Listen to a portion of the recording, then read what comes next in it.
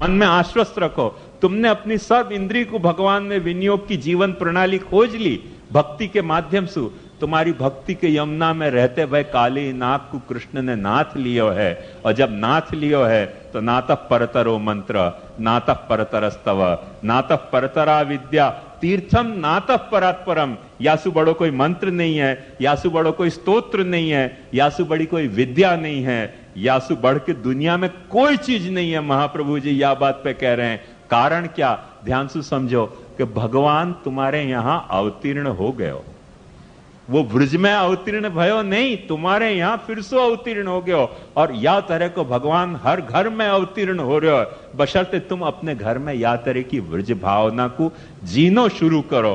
तुम ब्रज भावना को जी नहीं रहे हो करके ब्रजाधिप तुम्हारे यहां प्रकट नहीं हो रहे हो। अपने देह में तुम ब्रज भक्त को जी नहीं रहे हो करके ऐसे ब्रजाधिप तुम्हारे घर में प्रकट नहीं रहे हो। एक वक्त या ब्रज भावना को, एक वक्त या ब्रज भक्त की स्थिति को, अवस्था को तुम जीनो शुरू करो। ब्रजाधिप तुम्हारे घर में प्रकट हो गए हो और सारी कथा जो है वो यहां आके अपने क्लाइमेक्स पर पहुंच गई। नातः परतर हो मंत्र, नातः परतरस्तव, तब तादिनते वे लोग सुख संपत्ति न तजें, सुनी सूर सवन की ये गति, जे हरिचरण भजे। ये महाप्रभु जी कहना चाह रहे हैं। नातः परतर, नातः परतरम किंचित तीर्थम नातः परात्परम। कहीं भटकने की जरूरत नहीं है, कहीं जाने की जरूरत नहीं है।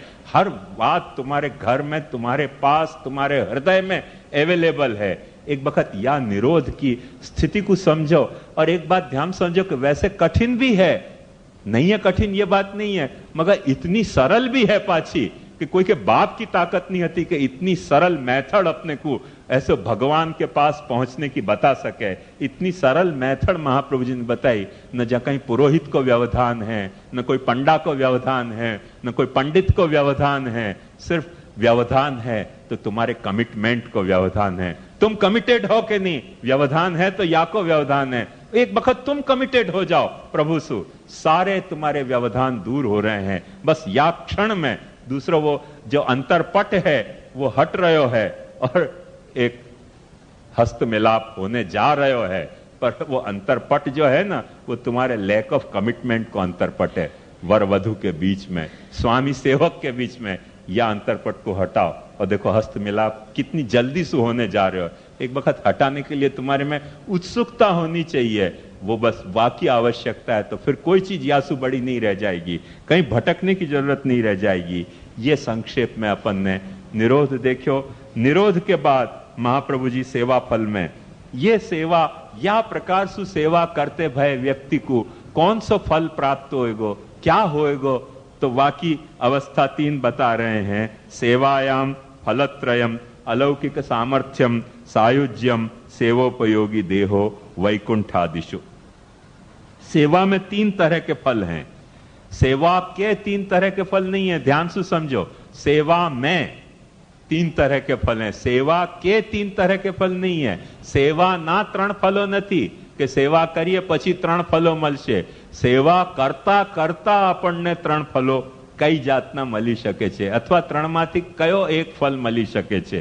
સેવા के में 3 फल हैं, अलौकिक सामर्थ्य, सायुज्य, सेवोपयोगी देहो वैकुंठादिषु। अलौकिक सामर्थ्य क, सायुज्य ख, सेवोपयोगी देह वैकुंठादिषु।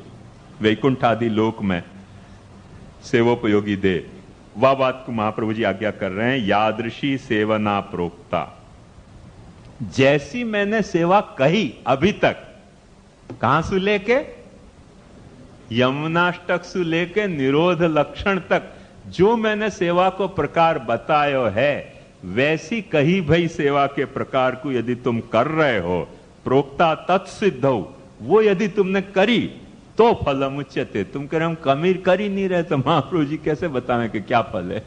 करो तो तुमको फल पता चले ना। तो अलौकिकस्य दाने ही चाद्य सिद्धेन मनोरथ। अलौकिक जो है सामर्थ्य को तुमको दान होते ही आद्य मनोरथ, जो यमुनाष्टक में जो मनोरथ लेके चले थे अपन, ममास्तु तव सन्निधौ तनु नवत्व मेतावता न दुर्लभतमा रतिर मुररिपो मुकुंद प्रिय, वो आद्य मनोरथ जो है वो सिद्ध हो जाएगो। एक बात ध्यान से समझो कि षोडश ग्रंथ के ये 16 ग्रंथन को क्रम महाप्रभु जी ने बनायो के नहीं बनायो, पर यमुनाष्टक पहलो है और सेवा फल छेलो है, यहां में कोई संदेह नहीं है, यहां में कोई संदेह नहीं है। दोनों ग्रंथ या ग्रंथ के इन दो ग्रंथन के ब्रैकेट में आते ग्रंथ हैं, चाहे तो बाद में लिखे चाहे तो पहले लिखे, प्रोग्राम के तहत या लीला के तहत महाप्रभु जी ने कोई पहले लिखो है कोई बाद में लिखो है। अपन जान रहे हैं कि अंतःकरण प्रबोध महाप्रभु जी को शायद शिक्षा श्लोकी के बिल्कुल लास्ट बट वन ग्रंथ है, और नेचुरली सेवा फल जो है बहुत पहले को ग्रंथ है, विष्णुदास छिपा को कहो भयो ग्रंथ है, तो बहुत पहले को ग्रंथ है। पर पहले को भी होए, पर महाप्रभु जी के मन में अंतःकरण में ये प्रोग्राम कुछ अरेंज्ड प्रोग्राम तो है ही, या बात को समर्थन अपने को यहां से मिले कि आद्य सिद्धि मनोरथ, आद्य जो यमुना जी के संपर्क में आने पे अपने को जो मनोरथ भयो तो कि ममास्तु तव सन्निधौ तनुनवत्वम, वो तनुनवत्व जो है वो तुम्हारा सिद्ध हो जाएगो। फलम वा फलम, देखो देख लो, ग सेवोपयोगी देहो वैकुंठादिशु, और अधिकारो वा ख सायुज्य। हाँ दिख रहे हो ना, फलम वा अधिकारो वा न कालोत्र नियामक, या में काल नियामक नहीं है, कृष्ण ही नियामक है। तुमको क्या मिलना है, अलौकिकस्य दान, अलौकिक को सामर्थ्य को दान करें तो तनुनवत्व तुम्हारो सिद्ध हो जाएगो। जैसे काशी वाले जो सेठ थे उनको सिद्ध भयो, ऐसे वार्ता में अनेक भगवदी हैं जिनको तनुनवत्व को दान सिद्ध भयो, वो तुमको भी सिद्ध होएगो। तनुनवत्व को संक्षेप में अर्थ अपन ये समझ सकें कि ये ही तनु, पर या में या तरह को कोई रिन्यूअल, के जा रिन्यूअल के कारण जो है वो अपन विषय के बजाय कृष्ण को आनंद ले सकें, वह तरीके को कोई रिन्यूअल, वह तरीके को कोई रिन्यूअल है, वो अलौकिक सामर्थ्य तुमको सिद्ध हो जाएगो।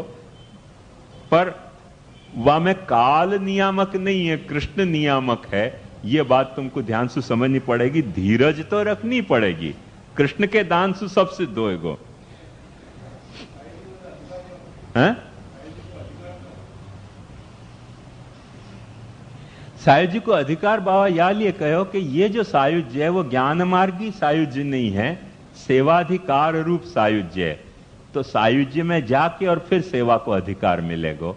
और सेवोपयोगी देहो वैकुंठादिशु वह अधिकार नहीं है, वो तो फल ही है। जो यहां फल मिले है अलौकिक सामर्थ्य सु, वो फल आपको कंटिन्यू हो रहा है आगे भी, देहोत्तर भी। हाँ वो जो भी अर्थ आपको लेना है, जो भी अर्थ में लेना है, अनेक अर्थ वाक्य लिए गए, पर जो अर्थ लेना हो वो सेवाधिकार रूप है और ये सेवा रूप है।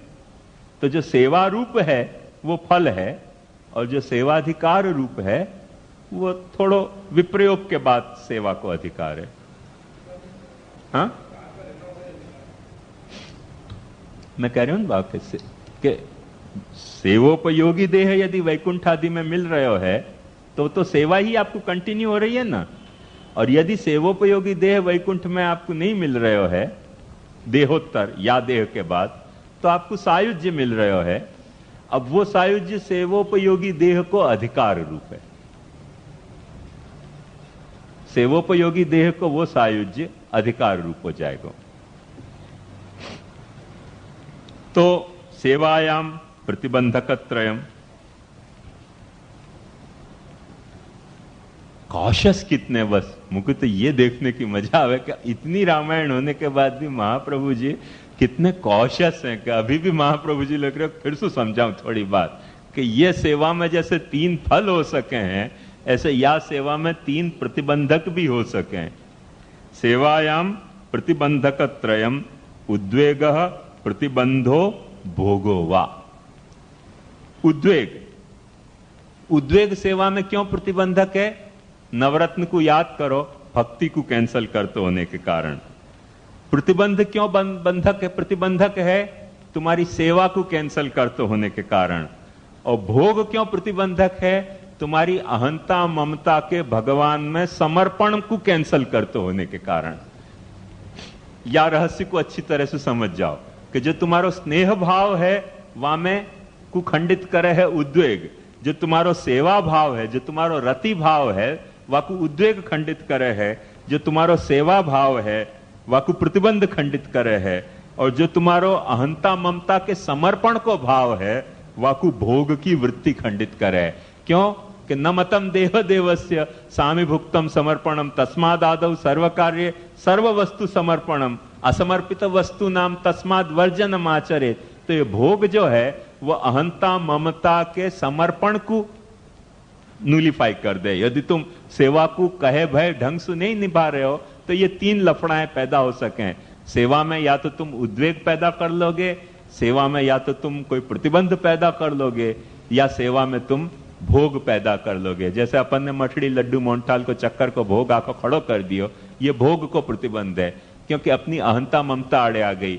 उद्वेग को प्रतिबंध, जैसे अपन ने मर्जा कुआ ये स्केल बड़े बड़े स्केल के जो अपने से निभे नहीं, न महाराज से निभे न वैष्णव से निभे, पर एक मिथ्या आभास सेवा में उद्वेग बढ़ा के कि इतनो बड़ो सेवा को क्रम कैसे निभे, अब कैसे निभे, तो यासु भीख मांग, वासु भीख मांग, यासु भीक मांग, ये सेवा में उद्वेग पैदा करके और अपन ने सेवा में प्रतिबंध खड़ो किया है।